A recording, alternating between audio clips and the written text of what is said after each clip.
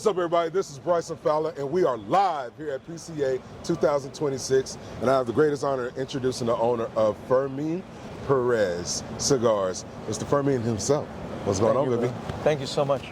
How you Thank doing? you for coming by us again this year. Of course. I know all the hits you got from my last ones. The reason why you're able to. You like the smoking jacket? You look good. Yeah, man. You look good. You like the smoking jacket? I had custom.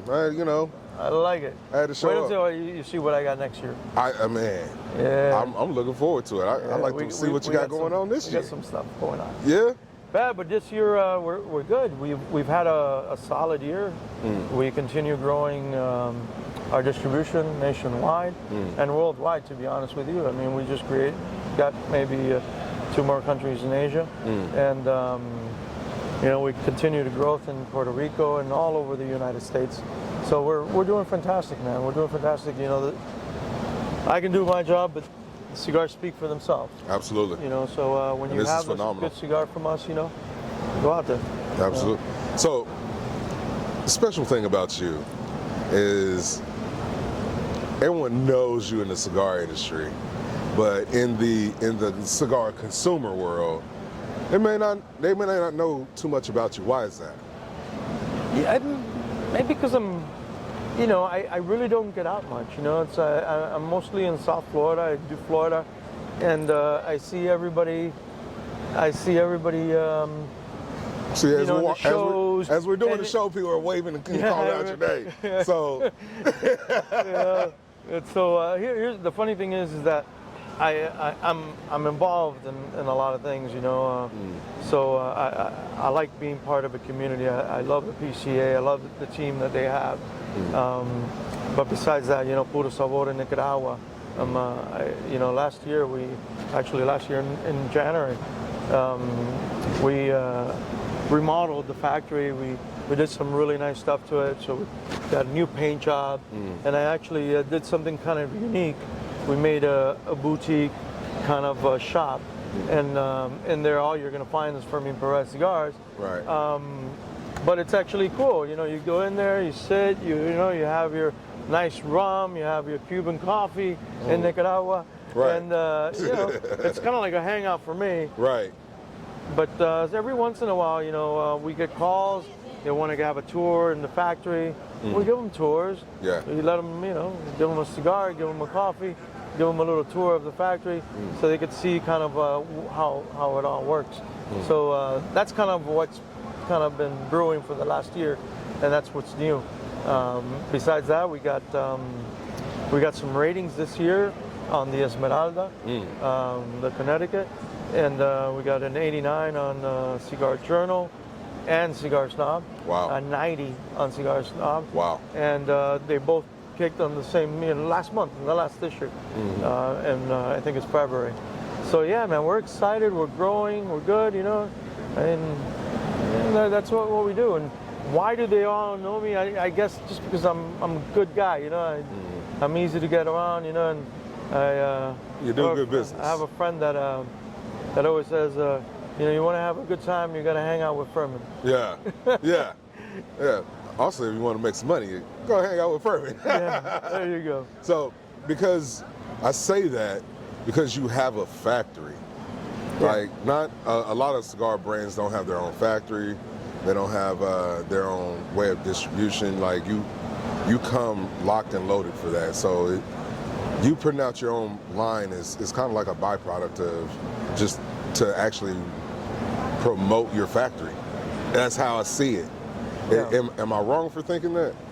No, in a way you're right. When I started this business, I started learning. When I started this business, I actually started with a different brand, had a different name, and as I started wanting to be more, I kept saying, what's going to be the name of my brand?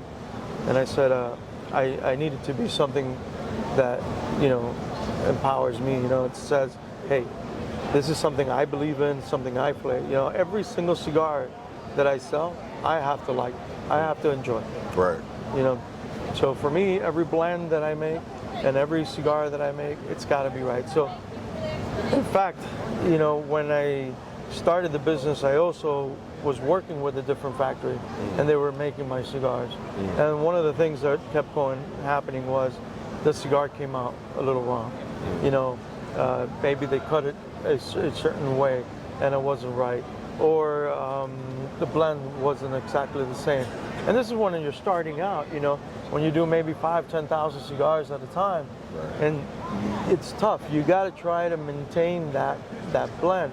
So what happens is, when you're small, your boutique, as they call us, you know, you got to try to have the consistency, and that's hard to do when you're a small company and you're starting out. Right. So what I wanted to do is, I said, I want to have complete control.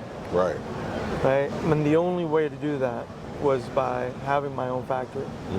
So I did. I mean, we opened the factory about 4 years ago, and you know, little by little, we've been growing. We've been doing everything that we've done. You know, and now I have the capacity of doing about 1 million cigars a year. A million? Wait, what? So okay, so that's 250,000 cigars every quarter. I mean, I'm not there yet, but I can have the capacity to do it. Wow. Yeah. Wow. Yeah.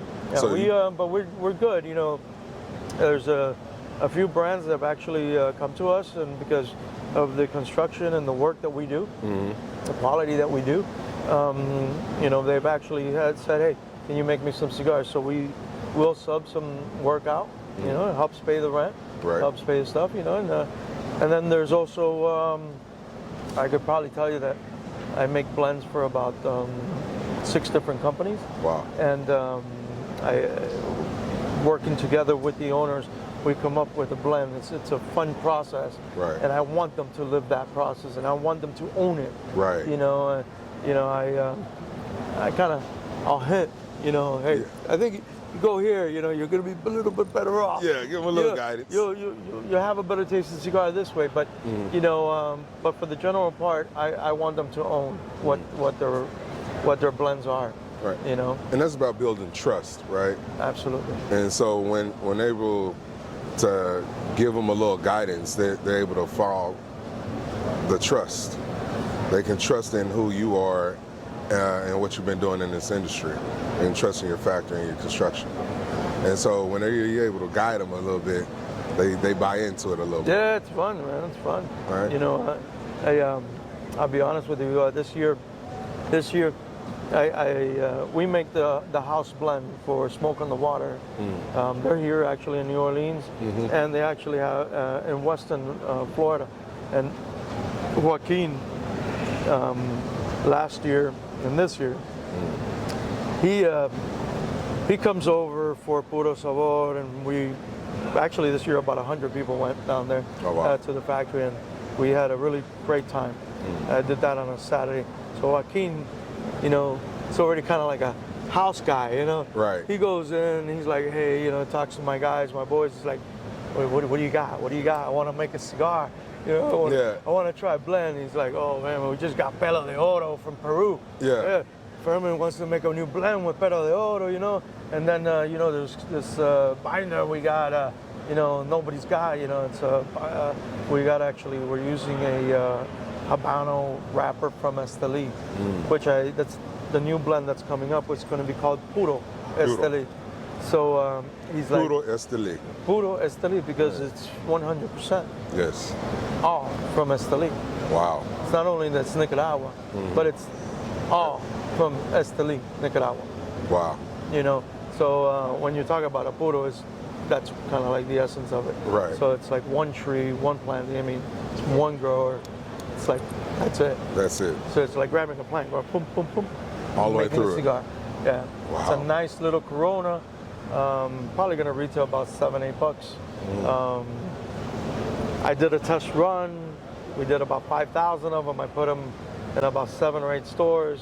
Sold out in like 2 months. Wow. And everybody's like, hey, get more. And I'm like, hold on. Hold on. Pump your brakes. Hold on. I just wanted to test the market. We were just testing the market. Let me get the boxes ready. Let me get everything ready. And it's fun, you know. And that's part of the process, right? Right. You know, when we talk about some of these new brands that are coming out, You know, it's like, hey, test your market. Why you want to go so wide? Why do you want to go so crazy? Right. You know, it's like, you know, go to your shops that are near you and learn before you go out there, you know, and try to take a piece of everything. You know, just focus on your town, your place, do your thing. You know, and that's why. You know, it's like, I'm Mr. Miami, like you say, you know, you can find me everywhere in Miami, right? Right. Well, you know, because the last time we ran out, family vacation, I pop up in the lounge, you're like, what are you doing here? I'm everywhere, baby. Yeah, man, you know, so and I love that, and just being able to see and connect with you on different levels about tobacco, brother. It's always a pleasure. No, man, it's my fun. It's my joy. I'll be honest with you. This is a passion, you know. It's kind of like a hobby for most. You know how we all, you know, this is kind of passionate. You know? Right. When I go to Nicaragua, I go all the time, and when I go, I specifically take time to go to new areas to find new cigar, new tobacco that I can use and I can blend. You know, before I'll tell you a sneak peek, and it's going to happen because it is. I am going to make a 7 tobacco leaf, 100% Nicaragua. Damn. From all the 7 regions of Nicaragua where they grow tobacco. Wow. So that was like a thing that I was going to do before everything kind of started getting wild. And I said, you know, that cigar's going to cost. You know, it's going to be expensive. So what I said is, I'm going to hold off on it. Were you deciding to age it? Huh? What are you deciding to age it? I'm not. I think that's going to be in 2 or 3 years. I'm not aging anything right now. Okay. I can't keep stuff in stock. Right. You know, I can dig so it. I'm blessed with that. So you know, everybody loves the cigars, and they're liking everything we're doing. So and you pushing them out. Yeah, they come in and they go out, man. So my recommendation: anybody buys a Fermin Perez, buy it, and if you got the time, store half of it. You know, keep it for 6 months, a year, 2 years. I mean, these cigars are golden, man. In a couple of years, because they're good now. You know, imagine in a little more. In a little more. I've actually found some cigars of mine when I started 3 years ago. Really? And I smoke them. I'm like, ooh, man, I should have like waited. You know? So, but I tell some of my good customers, I say, you know, if you got a chance to do it, just, you know, put a couple of these aside. And let them sit. Yeah. So, I always ask this, right? I always ask this question about what would you put in your cigar time capsule humidor, right? And you're gonna let it sit for like 30 years, and you're gonna come back because it was that great of a smoke for you. You want to save it for like your kids and put it in a time capsule. You're talking about cigar brand or a particular cigar? I mean, either way, either one. Because I know you're a manufacturer, yeah. So you have a particular cigar that you've made, you know, you know what I would do, and it's what I think a lot of cigar smokers do, is I think we like variation, right? So the idea here is that I would probably give them 2 sticks of particular blends. I'll give them a Maduro, I'll give them Connecticut, or have. Could you imagine that? Yeah. Man, aged in a few years, you know, that cigar is going to be wonderful. But, you know, like good wine, like whiskey, like, you know, it's like having that variation for you to be able to say, hey, these were all the different flavors, you know, profiles that you can try in a cigar. So that's what I wouldn't give them just one brand or what have you. It's like I would give them a Maduro, you know, with a particular blend, or, you know, I would give them like 3 or 4 profiles. It's, you know, man, life is fun, man. You got to go out there, you got to enjoy it. It's like, I think it's great. You know, you have your brands, your big brands. You know, those are things that you know you're gonna love. But I think we need to go out there and experiment. You know, there's a lot of small brands, and I say small, but you know, some of them have chosen to be small. Right. You know, and they're great cigars. And I say top 5. What are your top 5 brands? I can't. I'm not gonna say any brands. I'm not top 5 cigars. Huh? Top 5 cigars. No, top fives. I mean, if you're gonna ask me, I mean, I'll talk shades, man. I'm not gonna talk stuff. So here, I'll say That's fair.